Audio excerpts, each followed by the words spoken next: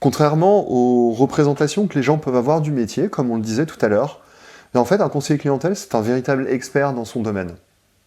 De par toutes les connaissances qu'il apprend lors des formations initiales, et également toutes celles qu'il va acquérir au fur et à mesure de l'exercice de son métier. Ce premier bloc de savoir, il est donc très important. Oui, effectivement, il est très important ce premier bloc de connaissances et de savoir.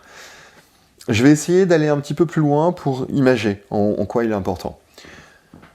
Imaginez-vous que vous êtes conseiller de clientèle, en poste depuis quelque temps, dans un secteur d'activité au hasard, ça peut être les télécoms ou la banque. Et vous avez un client qui vous contacte.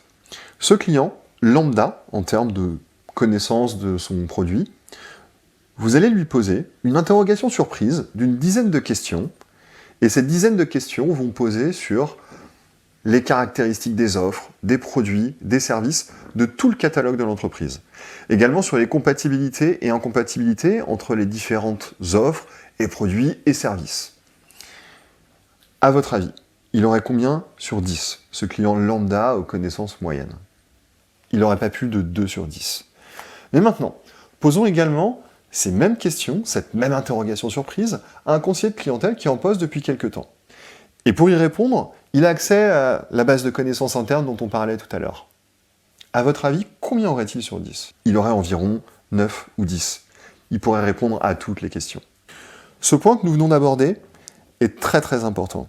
En fait, il illustre la dissymétrie de connaissances que les conseillers clientèle ont avec les clients.